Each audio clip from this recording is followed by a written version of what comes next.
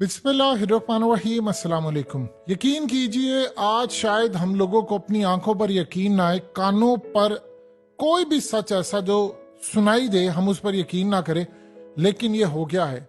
हमने कभी नहीं सोचा था कि 75 साल के बाद इंडिया उस लेवल पर पहुंच जाएगा जब वो दुनिया को डिक्टेट करेगा और जयशंकर एक मशहूर जुमला बोलेंगे, Bali is Bali, this is Delhi. यहां ये काम नहीं होगा।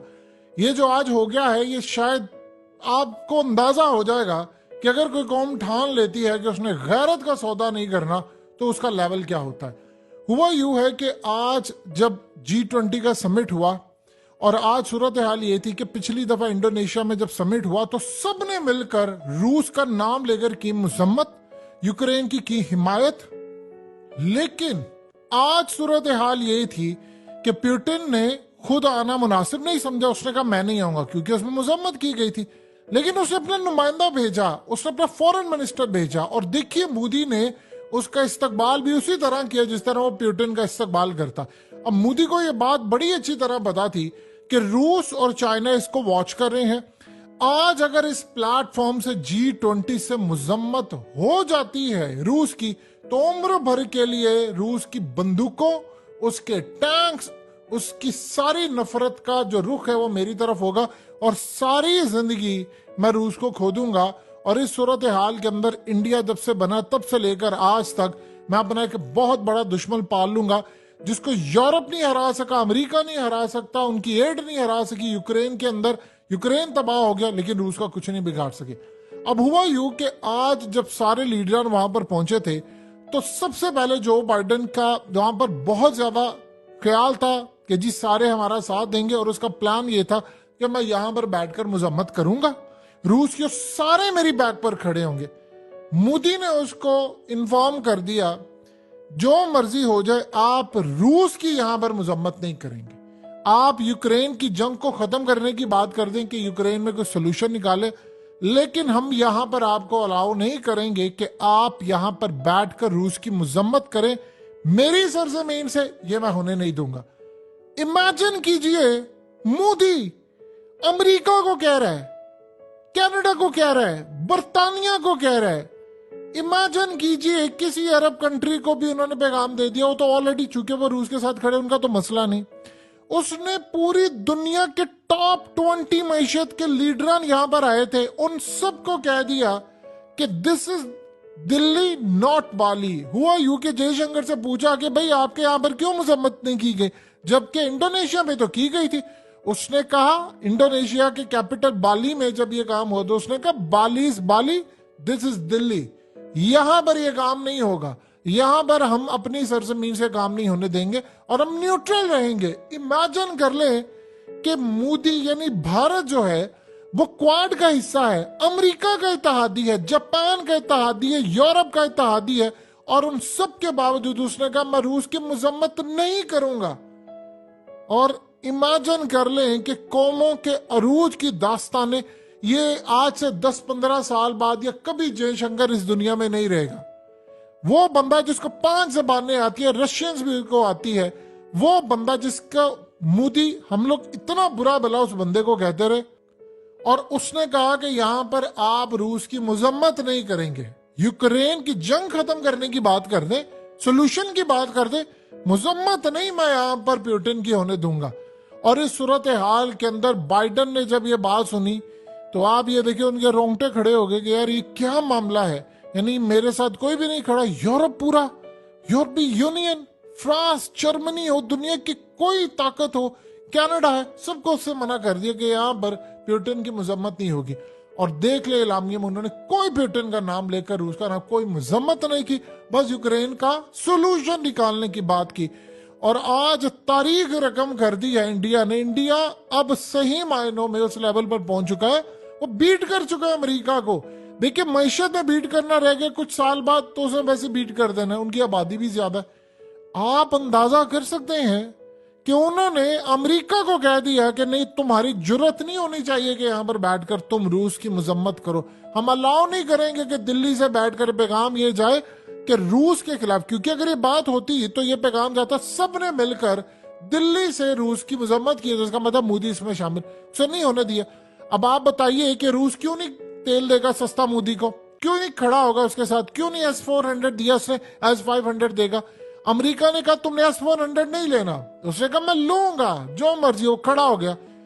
हमें ईरान से गैस नहीं लेने दी जा रही, ये बात आप ज़हन में रखिएगा। ईरान पर जितनी पाबंदियां हैं उससे कम से कम 1000 गुना ज्यादा पाबंदियां हैं रूस के ऊपर। रूस पर पाबंदियां, उसने S-400 लिया, तुर्की को मना किया अमेरिका ने, उसने S-400 ले लिया। उसने कहा तुम तेल नहीं लोगे सस्ता, अमेरिका ने कहा तुम तेल नहीं सस्ता लोगे रूस से, उसने कहा हम लेंगे। यूरोप ने कहा मजम्मत करो, लेटर लिखा उसने भारत को। जयशंकर ने कहा मुनाफिक हो पूरा यूरोप, तुम लोग मजम्मत करने की बात करते हो, पहले तुम सारे परचेजिंग बंद करो रूस से, फिर हमें आकर कहना तुम्हारी पॉलिसी अलग होंगी, हम अपने मुल्क का नुकसान नहीं करेंगे। अंदाजा करें जरा, ईरान ने हमें कहा हम आपको बिजली देंगे सस्ती, गैस देंगे, पेट्रोल देंगे। हमने कहा भाई हम नहीं कुछ कर सकते क्योंकि अमेरिका की पाबंदियां। बताइए रूस के ऊपर पाबंदियां नहीं है, ले रहा ना अगला तेल, ले रहा ना अपने सारे ताल्लुकात, मजम्मत की। अब तो अमेरिका की कुछ सुनता ही नहीं है, अमेरिका खत्म। आप देखिए जरा, जो बाइडेन आया उसने काम सा बना वजीर भेज दिया, छोटे लेवल का ऑफिसर सा एक भेज दिया जा इसको रिसीव करे। वो गया ही नहीं किसी को रिसीव करने के लिए। इतने इतने अर्दुगान आया, मोदी नहीं गया। जो बाइडेन आया, मोदी नहीं गया। बड़े बड़े लोग आए, उसने कहा जिसने मिलना है आओ अंदर महल में मिलो, आकर यहीं पर बातचीत होगी, किसी शख्स को नहीं मुलाकात की इजाजत होगी यहां पर, यानी एयरपोर्ट पर नहीं हम लोग मुलाकात करने की, तुम्हारे आओ मेरे पास, मेरे एक लेवल है। अब आप अंदाजा कर लें कि पाकिस्तान का मुकाबला कर लें इंडिया के साथ, इंडिया पाकिस्तान को कुछ भी नहीं समझता। जयशंकर से हालिया जब पूछा गया कि यार आप लोग पाकिस्तान का जिक्र क्यों नहीं करते, उसने कहा वो जो कंपनी दिवालिया हो जाए, लूजिंग स्टॉक हो, उसमें कोई पैसा लगाएगा। उसने कहा वो तो अब वो खेल रेस से बाहर हो गया, हम क्यों उनकी बात करें।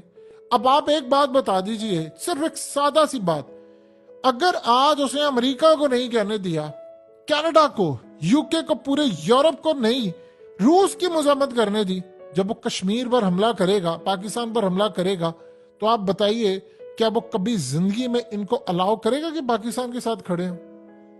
कभी जिंदगी में भी ना इस गलत फहमी में ना जिएगा। वो बहुत स्ट्रांग हो चुका है। देखिए ये जब आप चांद पर लैंड करते हैं, लोग ये समझते चांद पर, उसने चांद पर जब लैंड किया उसका लेवल बहुत ऊपर चला गया है, वो दुनिया में बहुत आगे चले गए हैं। उसको पता है मेरी वर्थ क्या है। भारत को पता है कि अगर मैंने यूरोप से लेकर बड़ी बड़े ममालिक, उसने सबसे पहले काम क्या किया, उसने अपने लोगों की बाइंग पावर जो थी उसको बढ़ाया कि आप यूरोप और इन तमाम ममालिक की जो प्रोडक्ट्स है खरीदने की अहलियत रखो, तुम्हारे मुल्क की मईशत बेहतर होगी, ताकतवर हो, खरीद सको। अब वो खरीदने शुरू हो गए जब, तो उसने कहा जी मैं तुम्हारे, अब वो उसको ब्लैकमेल कर रहा है उसको कि अगर तुमने कुछ मेरे खिलाफ किया तो मैं बंद कर दूंगा सब कुछ। राफेल तैयार है खरीद रहा, वो सारा कुछ, कोई कुछ नहीं कर सका, पिन ड्रॉप साइलेंट, सब चुप। ये तारीख का लम्हा है। कल को जयशंकर जब इस दुनिया में नहीं रहेगा तो तारीख में जब किताबें पढ़ेंगे तो ये कहा जाएगा उसके जुमला कि बालिस बाली, दिस इज दिल्ली, दिल्ली में काम नहीं हो सकता। हमने कभी जिंदगी में ये चीज नहीं सोची थी। इतना प्रेशर वो हैंडल कर गया, इतना प्रेशर। असल में वो अमेरिका को कुछ समझता ही नहीं है, भारत को अमेरिका की जरूरत ही नहीं है। जिस तरह मोहम्मद बिन सलमान ने जो बाइडेन को कहा था कि भाई अमेरिका की जरूरत ही नहीं।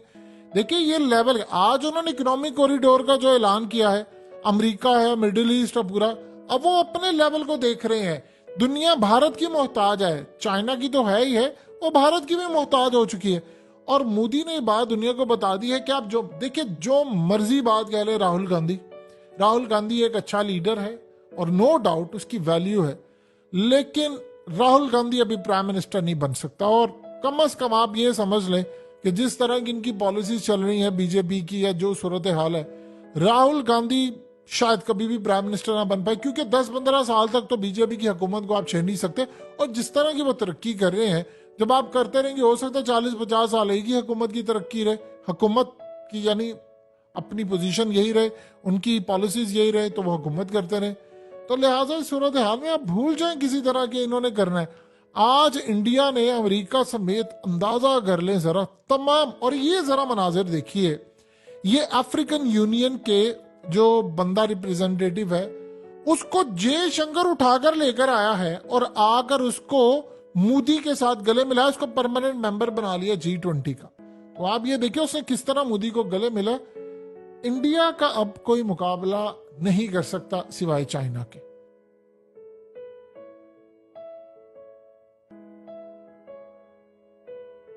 हकीकत टीवी को सब्सक्राइब करना मत भूलें, वीडियो को लाइक करें, शेयर करें और कमेंट सेक्शन में अपनी राय का इजहार जरूर करें।